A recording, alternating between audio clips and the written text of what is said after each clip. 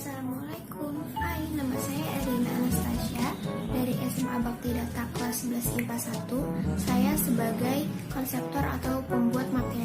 Assalamualaikum warahmatullahi wabarakatuh.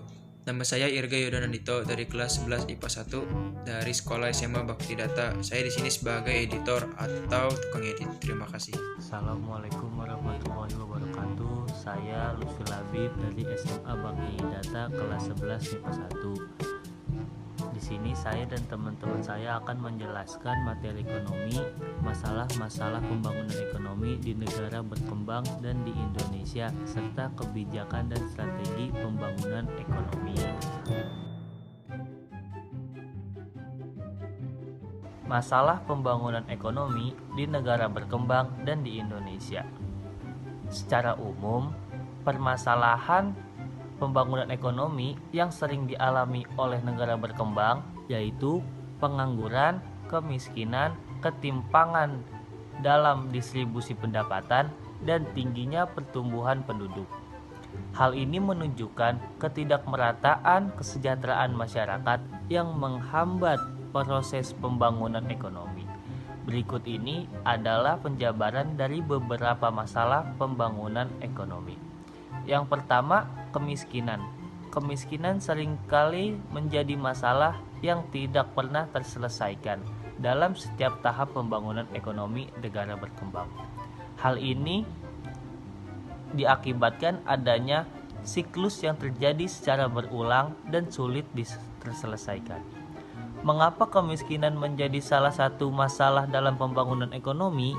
Hal ini dikarenakan pembangunan ekonomi yang tujuan salah satunya adalah untuk meningkatkan taraf hidup atau kesejahteraan masyarakat.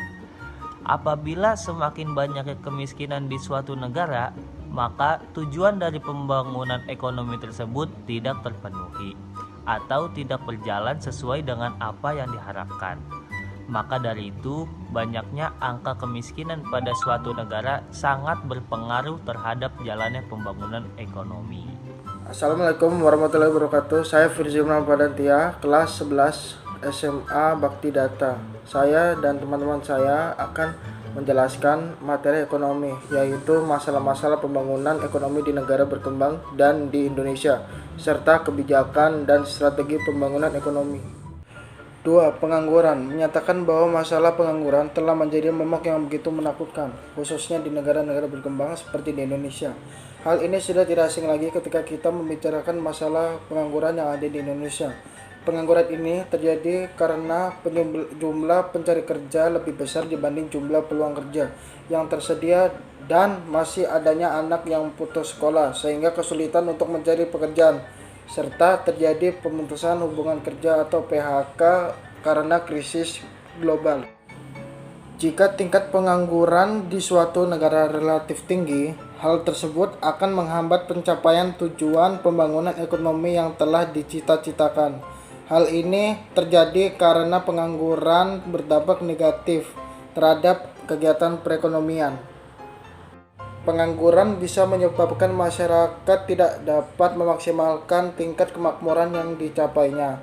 Hal ini terjadi karena pengangguran bisa menyebabkan pendapatan nasional real atau nyata yang dicapai masyarakat akan lebih rendah daripada pendapat potensial.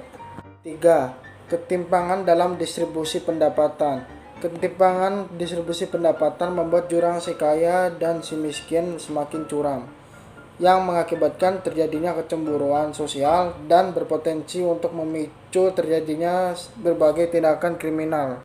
Ketimpangan dapat disebabkan oleh ketidaksetaraannya sumber daya alam atau SDA, keahlian, bakat, dan kapital atau sistem ekonomi di mana perdagangan industri dan alat-alat produksi dikendalikan oleh pemilik swasta dengan tujuan memperoleh keuntungan dalam ekonomi pasar. Pemilik modal dalam melakukan usahanya berusaha untuk meraih keuntungan sebesar-besarnya. 4. Tingginya angka pertumbuhan penduduk. Tingginya angka pertumbuhan penduduk disebabkan karena tingginya angka kelahiran di suatu negara. Tinggi angka kelahiran disebabkan karena pada saat ini banyak atau maraknya pernikahan dini yang mengakibatkan kehamilan dini pula. Dan banyak pula orang-orang yang beranggapan bahwa banyak anak banyak rezeki. Hal tersebut merupakan salah satu penyebab masalah pembangunan ekonomi. Assalamualaikum warahmatullahi wabarakatuh. Saya Faksus Jadan Effendi, kelas 11 MIPA 1 dari kelompok 2. Pembangunan ekonomi. Kebijakan ekonomi adalah beberapa peraturan atau balasan-balasan yang dikeluarkan oleh pemerintah. Tujuan dibuatnya kebijakan ekonomi yaitu untuk meningkatkan taraf hidup atau tingkat kesejahteraan masyarakat. Kebijakan ekonomi dibagi menjadi 3 bagian, yaitu 1. Kebijakan ekonomi mikro. Kebijakan ekonomi mikro adalah kebijakan pemerintah yang ditujukan pada semua perusahaan tanpa melihat jenis kegiatan yang dilakukan oleh atau di sektor mana dan di wilayah mana perusahaan yang bersangkutan beroperasi. Contohnya kebijakan tentang harga eceran minimum atau maksimum barang tertentu di pasar. Kebijakan tentang operasi pasar baru tertentu. Contoh lain dari kebijakan ekonomi mikro adalah kebijakan ekonomi kemitraan antara perusahaan besar dan perusahaan kecil. Di semua sektor ekonomi, kebijakan kredit bagi perusahaan kecil di semua sektor dan lain-lain. 2. Kebijakan ekonomi meso. Kebijakan ekonomi meso menjadi 2 arti, yaitu sebagai berikut. Kebijakan ekonomi meso dalam arti sektoral adalah suatu kebijakan ekonomi yang khusus ditujukan pada sektor-sektor tertentu. Sebagai setiap departemennya, pemerintah mengeluarkan kebijakan mandiri, kebijakan sendiri yang biasa sama atau berbeda untuk sektornya. Contohnya kebijakan tentang jaminan sosial tenaga kerja, kebijakan tentang distribusi barang, kebijakan tentang tata niaga barang pada sektor tertentu. Kebijakan MISO dalam arti regional adalah suatu kebijakan ekonomi yang ditujukan pada wilayah tertentu. Misalnya kebijakan industri regional di kawasan timur Indonesia atau KTI. Contohnya kebijakan tentang investasi dan pembangunan infrastruktur di wilayah Indonesia Timur. Assalamualaikum warahmatullahi wabarakatuh. Perkenalkan, nama saya Yelisa Devantri Wisardani dari kelas 11 IPA 1. 3. Kebijakan ekonomi makro. Kebijakan ekonomi makro adalah suatu kebijakan ekonomi yang mencakup semua aspek ekonomi pada tingkat nasional secara keseluruhan, meliputi kebijakan fiskal, kebijakan moneter, kebijakan nilai tukar, kebijakan sektor real, atau kebijakan perdagangan. Kebijakan makro ini bisa mempengaruhi kebijakan meso, sektoran atau regional. Kebijakan mikro menjadi lebih atau kurang efektif. Instrumen yang digunakan untuk kebijakan ekonomi makro adalah tarif pajak, jumlah pengeluaran pemerintah melalui APBN, ketetapan pemerintah, dan intervensi langsung di pasar valuta untuk mempengaruhi nilai tukar mata uang rupiah pada falas. Tujuan kebijakan ekonomi makro ialah untuk meningkatkan dan mempertahankan kestabilan perekonomian dalam negeri. Namun pada kenyataannya tujuan dan dari kebijakan ekonomi makro sangat luas dan tidak hanya terbatas dalam 2 hal itu saja. Strategi pembangunan ekonomi. Perencanaan ekonomi adalah usaha secara sadar dari suatu pemerintahan untuk mempengaruhi, mengarahkan, serta mengendalikan perubahan variabel-variabel ekonomi yang utama. Misalnya GDP, Gross Domestic Product, konsumsi, investasi, tabungan, dan lain-lain. Suatu rencana ekonomi bisa juga dianggap serangkaian sasaran atau target ekonomi secara kuantitatif yang khusus, yang harus dicapai dalam suatu jangka waktu tertentu. Halo, Assalamualaikum warahmatullahi wabarakatuh. Saya Haika Rizky.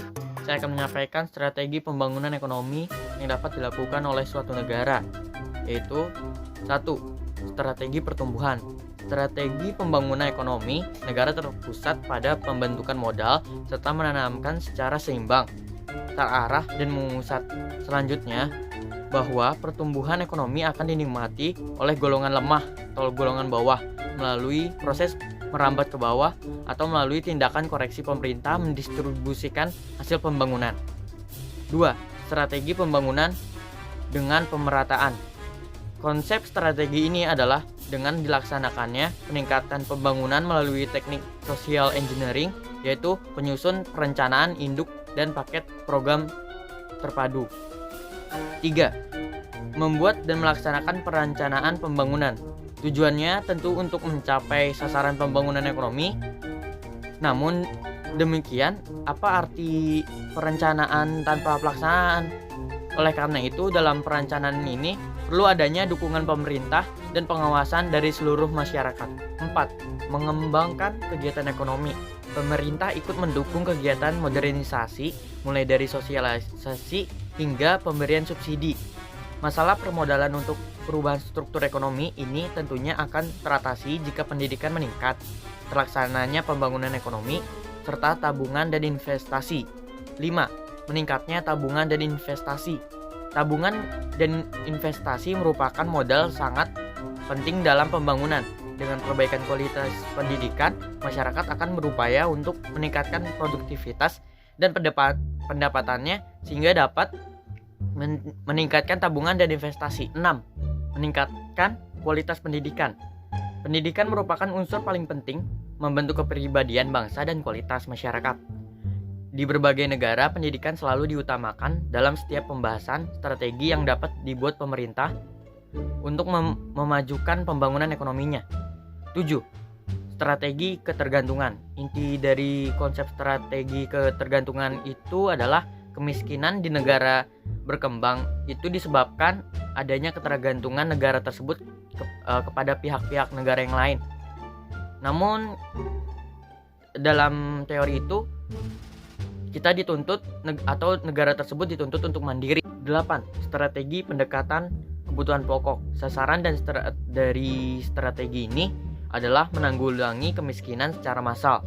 Jika kebutuhan pokok tidak mungkin dapat dipenuhi, maka pendapatan dengan hasil rendah akibat kemiskinan yang bersumber pada kepengangguran sebaiknya dibukakan agar memiliki lapangan pekerjaan sehingga mereka dapat bekerja dan memenuhi kebutuhan pokoknya.